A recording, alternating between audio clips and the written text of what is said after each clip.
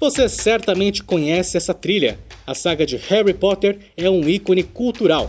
Série de livros mais vendida da história, o universo de Hogwarts virou um fenômeno também nos cinemas. O último livro foi lançado em 2007 e o último filme em 2011. De lá para cá, o passatempo preferido da autora J.K. Rowling, no entanto, parece que é fazer declarações polêmicas. No domingo, ela publicou tweets transfóbicos e foi alvo de muitas críticas da comunidade LGBT+. E não foi a primeira vez que isso aconteceu. A gente pega carona nessa história para falar sobre menstruação, e mais especificamente, homens trans que menstruam. Como eles lidam com isso? Eu sou o Bruno Nomura e este é o podcast Bendita Geni, seu exercício jornalístico de resistência, reflexão e amor.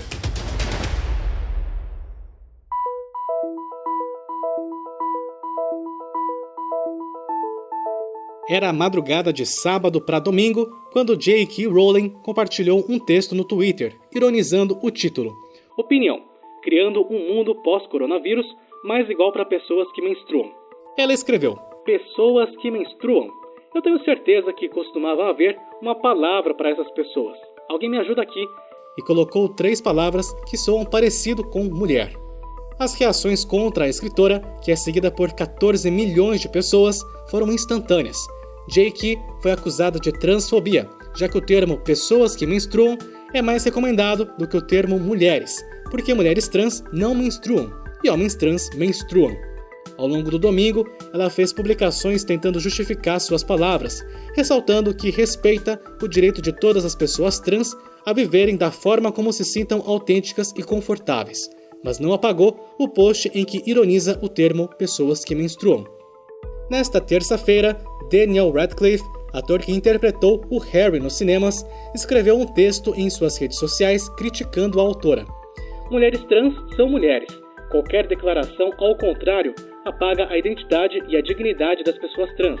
A todos aqueles que agora sentem que sua experiência com os livros foi manchada ou diminuída, sinto profundamente pela dor que esses comentários causaram. Além do Daniel, a atriz Katie Leon, intérprete de Cho Chang, publicou indiretas a J.K. nas redes sociais. Essa não foi a primeira vez que J.K. é acusada de ser preconceituosa.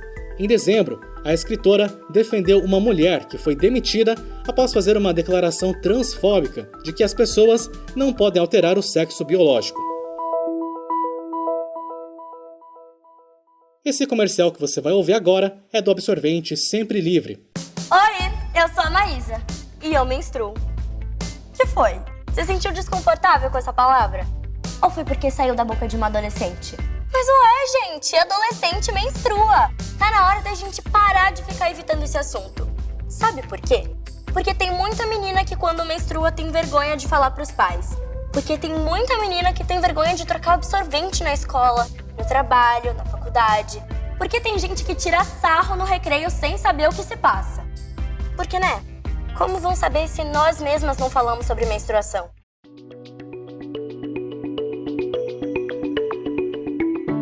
Tá na hora de parar de evitar esse assunto. Homens também menstruam. E a frase da Maísa é cirúrgica. Como as pessoas vão achar que é normal se não se fala sobre o assunto? Por isso, a gente ligou para 3 homens trans para que eles falassem um pouco de suas vivências enquanto homens que menstruam.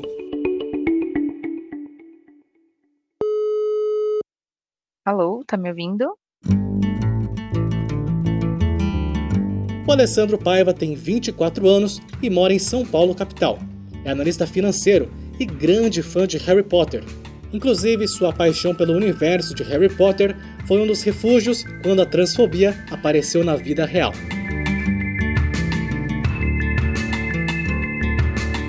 Alessandro, eu queria que você começasse contando qual é a relação entre o universo de Harry Potter e a sua caminhada até aqui enquanto homem trans. Vai fazer uns 3 anos, basicamente, que eu me descobri trans, né? Foi uma jornada de autodescoberta. Eu tinha saído da faculdade já, eu sou formada em jornalismo. E foi todo um processo de autodescoberta, crises e, assim, no meio de todo esse processo de descoberta, a gente sempre procura coisas para poder se apegar. O Harry Potter foi uma dessas coisas, desde que eu era criança, né? Foi algo que cresceu comigo e que me inspirou muito E vem sendo muito difícil, na verdade, com os comentários da autora, porque eu acho que é um balde de água fria. Tudo o que eu passei na minha vida, meio que voltou à tona com isso, sabe, tipo, uma pessoa que fez parte de um mundo que eu criei para me proteger, acabou me ofendendo, de uma forma muito desrespeitosa. Falar que o que é biologicamente correto e o que não é uma coisa, assim, que meio que faz a gente se sentir como se a gente fosse uma aberração, sabe, uma mutação química. Ela podia estar usando todos esses seguidores que ela tem, toda essa voz, influência que ela tem, para poder divulgar movimentos, ajudar. Tem vários leitores dela que são da comunidade.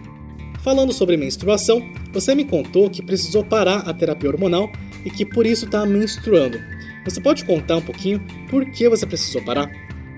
Quando todo esse processo estava acontecendo comigo, eu não tinha ninguém. E eu não tinha ninguém, eu não conhecia, eu não conversava.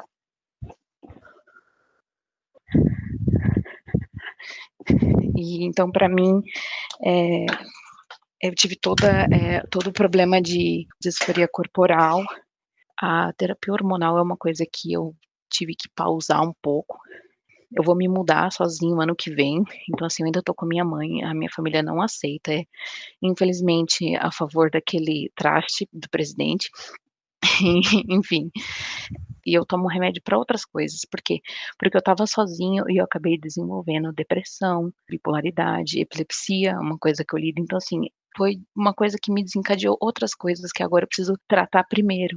O organismo feminino, entre aspas, né, que é considerado por fora, porque eu não me considero assim, ainda tá em mim, ainda tá muito presente, então é uma coisa muito difícil.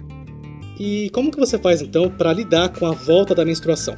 Eu percebi que eu tendo isso, eu não tendo isso, eu menstruando ou eu não menstruando, isso não me faz menos do que eu sou, entendeu? Isso não tem que me fazer menos, eu não preciso me sentir menos másculo, menos homem porque eu menstruo, mas isso é uma coisa que constantemente jogam na nossa cara.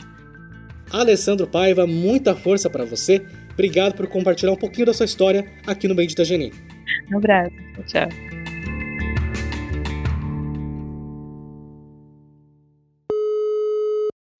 Calma aí, rapidinho.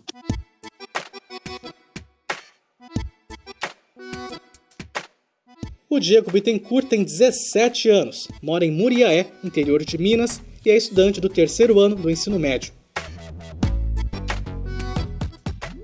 Diego, queria que você contasse pra gente como é que foi o seu processo de se entender enquanto homem trans. Eu me descobri mais ou menos quando eu tinha uns 11 anos, hoje em dia 17, eu sou assumido, considero como se eu estivesse em transição já, apesar de eu não ter começado nenhum tratamento hormonal ainda, nem nada do tipo. Quando eu era pequeno, eu olhava pra mim e pensava, tem alguma coisa acontecendo. Eu não sou assim. Quando alguém vinha e se referia a mim no feminino, eu sabia que estava errado. Só que eu não sabia o que estava acontecendo. Eu só fui descobrir isso depois, quando eu comecei... Foi quando começaram a dar visibilidade, assim. E eu fui e pesquisei um dia sobre isso. Eu lembro que eu vi um vídeo de um youtuber, bem famoso inclusive, sobre isso. E eu me identifiquei, eu pensei, poxa, tá aí, é isso que eu sou. Falando sobre menstruação, Diego, como é que você lida hoje com o fato de que você é um homem que menstrua? Então, há um tempo atrás, eu não lidava muito bem com essa situação por ser uma questão pouco falada, pouco discutida.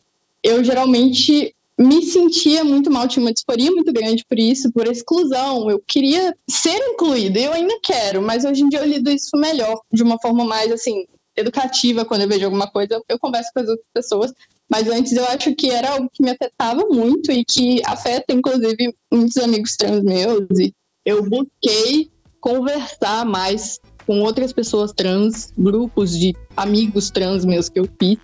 Você comentou de não ter iniciado terapia hormonal. É por uma opção sua?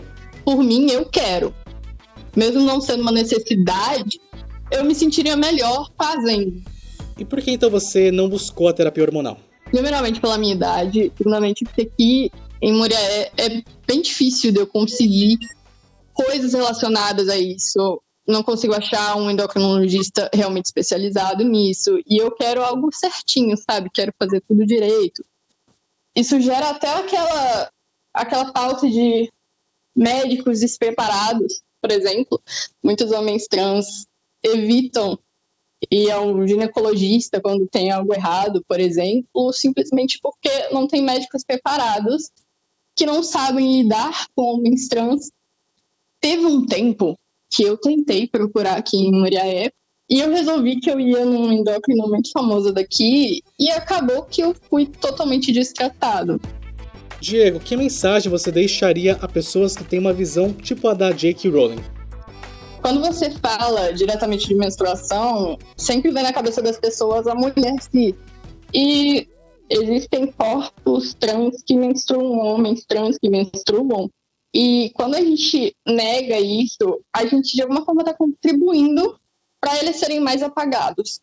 As pessoas se limitam muito a isso de sexo biológico, que nem sempre vai definir o gênero de alguém. Nenhum homem trans, por exemplo, é menos homem por menstruar.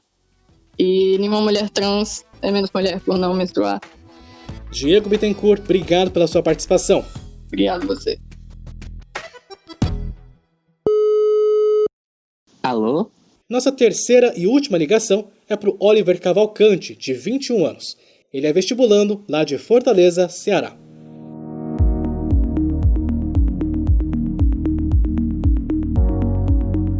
Oliver, queria que você começasse falando um pouco sobre sua transição e por que você precisou parar a terapia hormonal. Hoje eu já faço 1 ano de transição hormonal, né? Só que meio que eu fiz uma cirurgia recentemente e aí eu tive que parar o hormônio por algum tempo, né?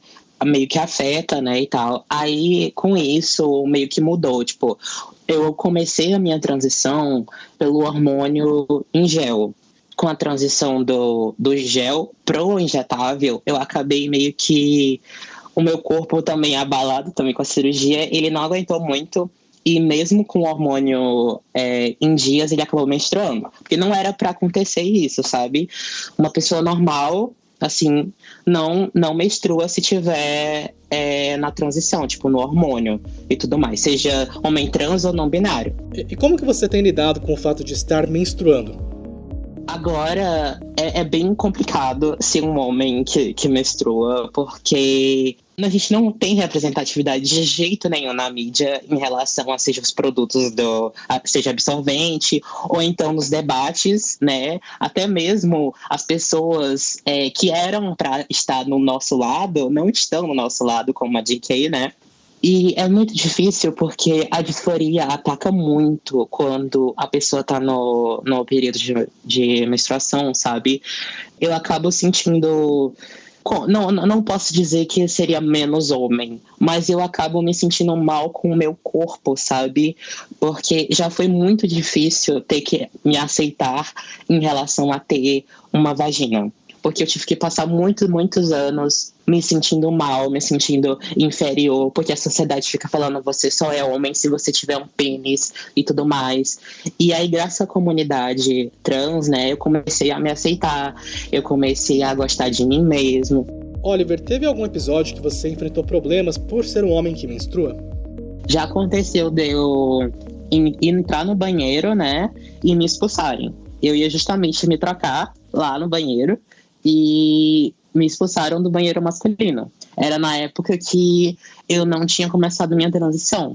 E aí as pessoas foi até um shopping daqui de Fortaleza, o segurança chegou e me expulsou lá do banheiro. Eu me senti muito mal, muito mal, mas eu não fiz nada. Eu não consegui reagir, eu só consegui chorar. E era uma coisa pra ser normal, assim, simples, de eu trocar o meu absorvente no meu banheiro, que eu me identifico, e aí a pessoa vai lá e me tira do banheiro como se aquilo ali não fosse o meu banheiro, entendeu? Por isso que, tipo, daquela notícia que teve aquela mulher trans que foi retirada do banheiro... O Oliver está se referindo ao caso da travesti Lana Ellen, que no início do ano foi impedida por um segurança de usar o banheiro feminino em um shopping de Maceió, Alagoas, e foi retirada à força do local quando começou a protestar pela transfobia. Tá vendo o quê? ser homofobia? Por que eu não posso usar o banheiro de mulher? Nossa, eu me vi totalmente nela. E eu queria muito ter feito o que ela fez, que foi justamente gritar de volta, sabe? Gritar por direitos, por respeito. E eu não consegui, eu só consegui sair dali e chorar muito. Oliver Cavalcante, muito obrigado por conversar com o Bendita Geni. Um abraço.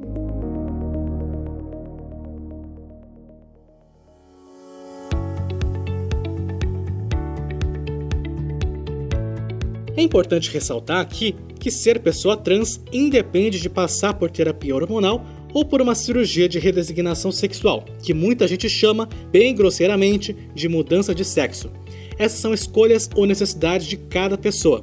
De quebra, isso significa sim, que existem homens que menstruam e que existem homens com vagina. Se você ainda não digeriu essa ideia, a hora é agora.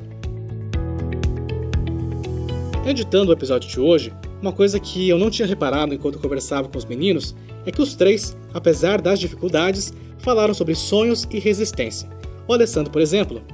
Quando eu estiver aqui em pé, eu vou continuar trazendo visibilidade para minha comunidade, visibilidade para o que eu estou sentindo, para o que todos sentem. Já o Diego e o Oliver falaram sobre as futuras profissões que pretendem seguir. E eu sempre sonhei em fazer algo relacionado à medicina, assim. Eu pretendo endocrinologia, sabe? Porque eu quero fazer algo, quero ajudar pessoas trans como eu, de alguma forma. Porque às vezes é difícil você ir num médico, como eu disse, e não ter uma pessoa especializada. Eu acho que tendo uma pessoa trans ali ia ser mais agradável para uma pessoa trans, alguém que entende sem ter aquele problema do preconceito. Esse foi o Diego. O próximo agora é o Oliver. E eu tô estudando para cursar psicologia, que é um dos meus sonhos, poder ajudar, enfim, psicologicamente pessoas trans como eu, que passaram da transição, e também pessoas LGBT em geral, que estão precisando de ajuda de alguma forma. Pois é, o meu sonho é poder ajudar essas pessoas. E cada um, ao seu modo, resiste e vai mudando o mundo ao redor. Algo que deixaria orgulhosos Harry, Hermione, Rony e tantos outros personagens que certamente repudiariam as declarações de sua criadora.